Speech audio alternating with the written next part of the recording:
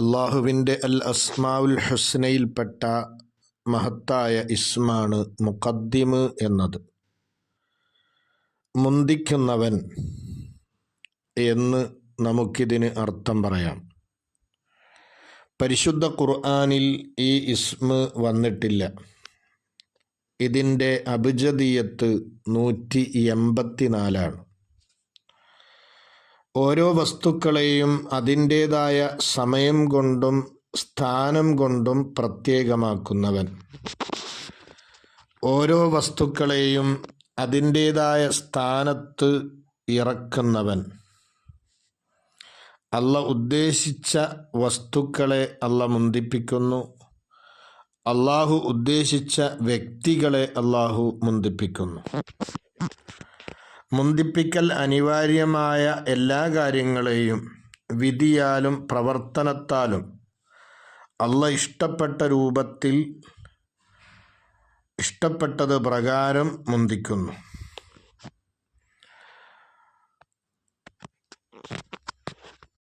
ഓരോ വസ്തുക്കളെയും അള്ളാഹുവിൻ്റെ ഹിക്മത്ത് തേടുന്ന രൂപത്തിൽ ക്രമപ്പെടുത്തുക എന്ന അർത്ഥത്തിലുള്ള തഖ്ദീം, തഅഖീർ എന്നീ ഇസ്മുകളിൽ നിന്നാണ് മുഖദ്ദിം, മുഅഖിർ എന്നീ 2 ഇസ്മുകൾ ഉണ്ടായത് എന്നും പല പണ്ഡിതന്മാരും പറഞ്ഞിട്ടുണ്ട്.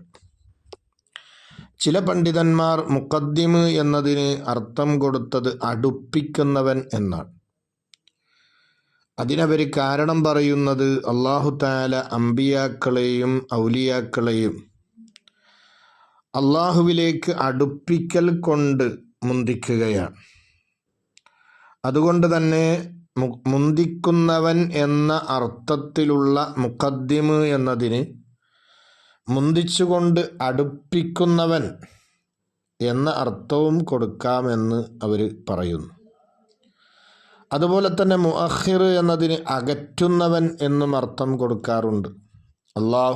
അള്ളാഹുവിൻ്റെ അഅദാഅകളെ, പരിശുദ്ധമായ ദീനിൻ്റെ അഅദാഅകളെ അള്ളാഹുവിനെ തൊട്ട് അകറ്റുന്നു, അള്ളാഹുവിൻ്റെ കാരുണ്യത്തെ തൊട്ടും സ്വർഗത്തെ തൊട്ടും അകറ്റുന്നു. അള്ളാഹുവിൻ്റെയും അവരുടെയും ഇടയിൽ ഒരു ഹിജാബിനെ തന്നെ, ഒരു മറയെ തന്നെ അള്ളാഹു ആക്കുന്നു. ഈ രൂപത്തിലെല്ലാം ഈ ഇസ്മിനെ പണ്ഡിതന്മാർ വിശദീകരിച്ചതായി നമുക്ക് കാണാൻ കഴിയും. മുഖദ്ദിം എന്നത് സിഫത്തുൽ അഫ്ആലാണ്. അള്ളാഹുവിൻ്റെ പ്രവർത്തനമാകുന്ന സിഫത്താണ്, വിശേഷണമാണ് മുഖദ്ദിം എന്നത്. ഒരു മനുഷ്യൻ സൃഷ്ടാവായ റബ്ബിനെക്കുറിച്ച് അവനാണ് മുഖദ്ദിമും മുഅഖിറും, മുന്തിപ്പിക്കുന്നവനും പിന്തിപ്പിക്കുന്നവനും എന്ന തിരിച്ചറിവിലേക്ക് എത്തിക്കഴിഞ്ഞാൽ അവൻ്റെ എല്ലാ അവസ്ഥകളിലും അവൻ അള്ളാഹുവിലേക്ക് ചാരണം കൊള്ളുകയും അള്ളാഹുവിലേക്ക് അഭയം തേടുകയും ചെയ്യും എന്ന് മാത്രമല്ല, ഒരു സന്ദർഭത്തിലും അവന് ഒരു വിഷയത്തിലും നിരാശ ഉണ്ടാവുകയില്ല. കാരണം ഏതെങ്കിലും കാര്യം അവന് ലഭിക്കാൻ വൈകിയാൽ അവൻ അവിടെ ചിന്തിക്കുക, എൻ്റെ സൃഷ്ടാവായ റബ്ബ് മുഅഖിറുമാണ്, മുഖദ്ദിമുമാണ്. എനിക്ക് ഉണ്ടാകണമെന്ന് ഞാൻ ആഗ്രഹിക്കുന്ന കാര്യം അത് എനിക്ക് പിന്തുന്നുണ്ടെങ്കിൽ അതിനെ പിന്തിപ്പിക്കുന്നത് എൻ്റെ സൃഷ്ടാവായ അള്ളാഹുവാണ്. പിന്തിപ്പിക്കലിൽ ഖൈറുള്ളത് കൊണ്ടാണ് അള്ളാഹു പിന്തിപ്പിക്കുന്നത്. ഈ രൂപത്തിലുള്ള ഒരു ചിന്താഗതി അവനിൽ ഉണ്ടാകുന്നു. ഈ ഇസ്മുമായിട്ട് ബന്ധം പുലർത്തുമ്പോൾ ആ മനുഷ്യൻ ഖൗഫ് റജാഇൻ്റെ ഇടയിലുള്ള അവസ്ഥയിലെത്തുന്നു. ഒരു സത്യവിശ്വാസിയുടെ അവസ്ഥയാണ് ഖൗഫിൻ്റെയും റജാഇൻ്റെയും, പേടിയുടെയും പ്രതീക്ഷയുടെയും ഇടയിലുള്ള അവസ്ഥ ആവുക എന്നത്. എപ്പോഴും അവൻ ആ ഒരവസ്ഥയിൽ ആകുന്നു. അള്ളാഹു പല കാര്യങ്ങളും തനിക്ക് മുന്തിക്കുമെന്ന ആ ഒരു പ്രതീക്ഷ, എന്നാൽ അതിനെ പിന്തിപ്പിക്കുമോ എന്ന പേടി, ഈ രണ്ടിൻ്റെയും ഇടയിലുള്ള അവസ്ഥയിൽ അവൻ ഉണ്ടാകുന്നു. അവന് സംഭവിക്കുന്ന ബലാകളിൽ അവന് ഒരിക്കലും നിരാശ ഉണ്ടാവുകയില്ല എന്ന് മാത്രമല്ല, അവന് എന്തെങ്കിലും അനുഗ്രഹങ്ങൾ കിട്ടുന്ന സമയത്ത് അവൻ മതിമറന്ന് അതിൽ ആനന്ദവും സന്തോഷവും കണ്ടെത്തുകയും ഇല്ല. ഈ ഒരവസ്ഥ ആ മനുഷ്യനിൽ ഉണ്ടാകും എന്നാണ് പണ്ഡിതന്മാർ പഠിപ്പിക്കുന്നത്. ഈ മഹത്തായ മുഖദ്ദിമ് എന്ന ഇസ്മ കൊണ്ട് സ്വഭാവം ശ്രദ്ധിക്കേണ്ടത്, അല്ലാഹു തആല തൃപ്തിപ്പെടുന്ന കാര്യങ്ങളെ, ഇഷ്ടപ്പെടുന്ന കാര്യങ്ങളെ നീ മുന്തിപ്പിക്കണം. അല്ലാഹു നിന്നോട് കൽപ്പിച്ച കൽപ്പനകൾ, അതിന് ഏറ്റവും കൂടുതൽ പ്രാധാന്യം കൊടുക്കുകയും വളരെ പ്രധാനപ്പെട്ട കാര്യങ്ങളെ നീ മുന്തിപ്പിക്കുക, പിന്നീട് പ്രധാനമായതിനെ പിന്നീട് മുന്തിപ്പിക്കുക. ഈ ഒരു ക്രമം നിന്റെ ജീവിതത്തിൽ നീ ഉണ്ടാക്കിയെടുക്കേണ്ടതുണ്ട്. പരിശുദ്ധ ഇസ്ലാം പഠിപ്പിക്കുന്നത് കാണാം, ദുനിയാവിൻ്റെ കാര്യത്തിൽ നീ ആകേണ്ടത് കാലാകാലം നീ ഇവിടെ ജീവിക്കുന്നവനാണ് എന്നതുപോലെയായിരിക്കണം.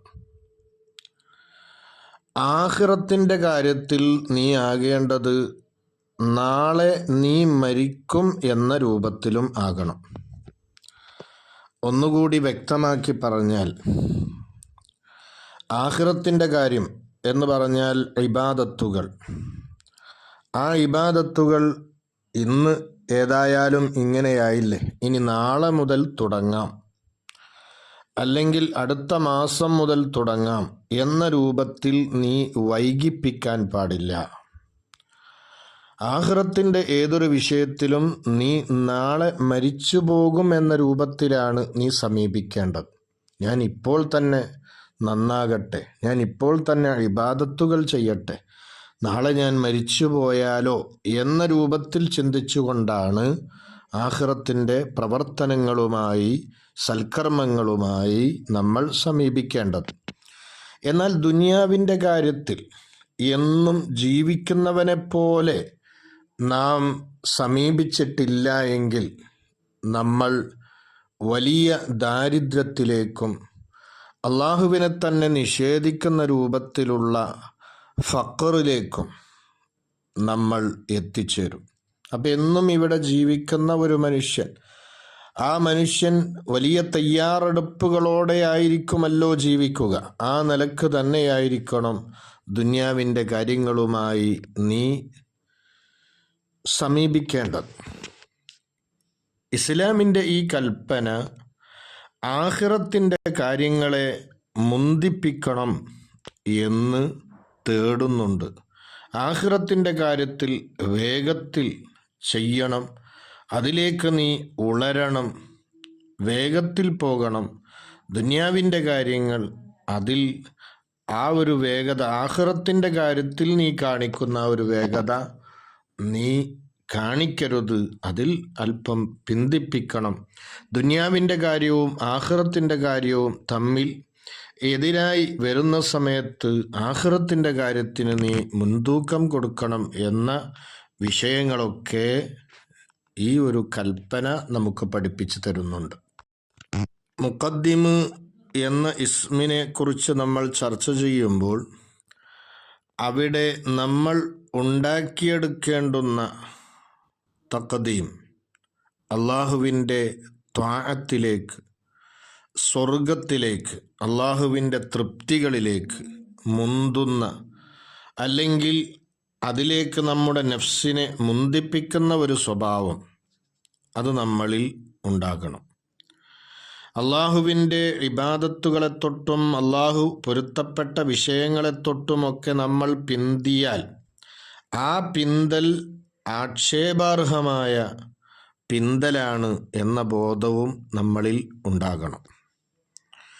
അതുപോലെ തന്നെ നാം ഓരോ കാര്യങ്ങളെയും മുന്തിപ്പിക്കുമ്പോഴും പിന്തിപ്പിക്കുമ്പോഴും അതിലൊക്കെ എല്ലാത്തിനും കഴിവുള്ള മലിക്കായ അള്ളാഹുവിൻ്റെ മുശാഹദയിലായിട്ട് നമ്മൾ ഫനായിലാകണം. എന്ന് പറഞ്ഞാൽ ഇതൊക്കെ എൻ്റെ റബ്ബ് മുന്തിപ്പിക്കുന്നതാണ്, എൻ്റെ സൃഷ്ടാവായ അള്ളാഹു പിന്തിപ്പിക്കുന്നതാണ്, എനിക്ക് ഇതിൽ യാതൊരു പങ്കുമില്ല,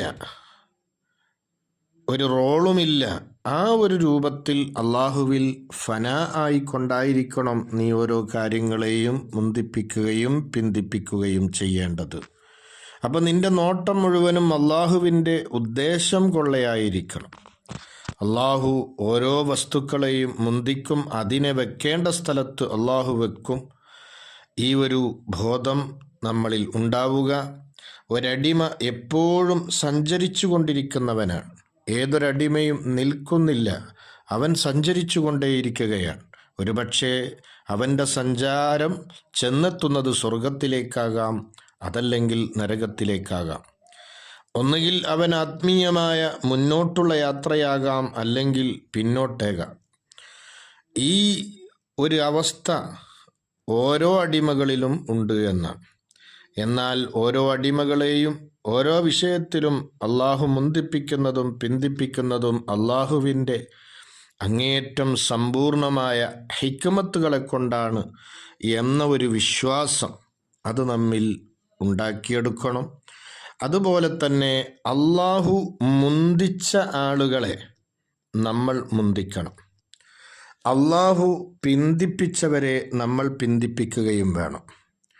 നമ്മൾ ഒരു വ്യക്തിയെ അല്ലെങ്കിൽ ഒരു കാര്യത്തെ മുന്തിപ്പിക്കുന്നത് അള്ളാഹുവിൻ്റെ മീസാനിൻ്റെ മേലിലായിരിക്കണം. ഇന്ന് പലപ്പോഴും സൃഷ്ടികൾ ആളുകളെ മുന്തിപ്പിക്കുന്നത്, ആളുകൾക്ക് വലിയ സ്ഥാനം കൊടുക്കുന്നത് അവരുടെ സമ്പത്തിനെ അടിസ്ഥാനപ്പെടുത്തിയും സ്ഥാനമാനങ്ങളെ അടിസ്ഥാനപ്പെടുത്തിയുമാണ്.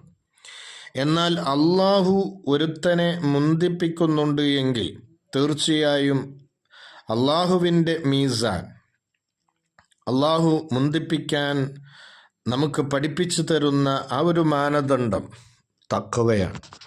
ഇന്ന അക്രമക്കും ഇൻദല്ലാഹി അത്ഖാക്കും. അള്ളാഹുവിൻ്റെ അടുക്കൽ വലിയ പദവിയും മുൻഗണനയും ലഭിക്കുന്നത് തഖ്വയുള്ള ആളുകൾക്കാണ്. അപ്പം ആ ഒരു രൂപത്തിൽ തന്നെയായിരിക്കണം നമ്മളും ഒരാളെ മുന്തിപ്പിക്കുമ്പോൾ ഉണ്ടാകേണ്ടത്. അല്ലാതെ സൃഷ്ടികളുടെ തുലാസിൻ്റെ മേലിലായി, സൃഷ്ടികളുടെ അളവുകോലിനെ അടിസ്ഥാനപ്പെടുത്തി നമ്മൾ സ്ഥാനമാനങ്ങളുള്ളവരെയും സമ്പത്തുള്ളവരെയും സൗന്ദര്യമുള്ളവരെയുമൊക്കെ മുന്തിപ്പിക്കുക എന്നത് നമ്മിൽ ഉണ്ടാകാൻ പാടില്ല എന്നതും ഈ മുഖദ്ദിമെന്ന ഇസ്മുമായി സ്വഭാവം സിദ്ധിക്കുമ്പോൾ നമ്മളിൽ ഉണ്ടാകേണ്ട കാര്യമാണ്. അതുപോലെ തന്നെ ഈ ഇസ്മ് ധാരാളം ചൊല്ലിക്കഴിയുമ്പോൾ, അതിൻ്റെ അബ്ജദീയത്ത് പ്രകാരമോ അതിലധികമോ ചൊല്ലുമ്പോൾ തീർച്ചയായും ശത്രുക്കളുമായുള്ള യുദ്ധത്തിൽ വലിയതായിരിക്കുന്ന ശക്തി ആ മനുഷ്യന് ലഭിക്കുകയും അതിൽ വലിയതായിരിക്കുന്ന വിജയം ഉണ്ടാവുകയും ചെയ്യും. യുദ്ധത്തിലേക്ക് പ്രവേശിക്കുന്ന ആ ഒരു സന്ദർഭങ്ങളിലൊക്കെ തീർച്ചയായും ഈ ഇസ്മിനെ ഉച്ചരിക്കുക എന്നത് വലിയ ഗുണം ചെയ്യുമെന്നാണ്. ഓരോ സത്യവിശ്വാസികളും 5 വഖത്ത് സമയത്തിലും യുദ്ധം ചെയ്യുന്നുണ്ട് അവൻ്റെ ഏറ്റവും വലിയ ശത്രുവിനോട്. ഒരു മനുഷ്യനെ ഏറ്റവും കൂടുതൽ നാശത്തിലേക്ക് എത്തിക്കാൻ കിണഞ്ഞ് പരിശ്രമിക്കുന്ന ഇബിലീസിനോടുള്ള യുദ്ധമാണ് 5 വഖത്ത് നിസ്കാരം. അത് ജമാഅത്തായി നിസ്കരിക്കുന്ന സമയത്ത് പിശാചിനോട് നമ്മൾ കൂട്ടമായി ചെന്നുകൊണ്ടൊരു സൈന്യമായി ചെന്നുകൊണ്ടുള്ള പോരാട്ടമാണ്. അതുകൊണ്ടാണ് ആ ജമാഅത്തായ നിസ്കാരത്തിൽ ഇമാമ് നിൽക്കുന്ന ആ ഒരു സ്ഥലത്തിന് മിഹ്റാബ് എന്നാണ് പറയാറുള്ളത്. യുദ്ധഭൂമി എന്നൊക്കെയാണല്ലോ അതിൻ്റെ അർത്ഥം. അപ്പോൾ ഈ ഇസ്മിനെ നമ്മൾ ധാരാളമായി ചൊല്ലുമ്പോൾ തീർച്ചയായും നമുക്ക് നമ്മുടെ ശത്രുവിനെ ജയിച്ചടക്കാൻ കഴിയും. അള്ളാഹു അനുഗ്രഹിക്കട്ടെ. ആമീൻ.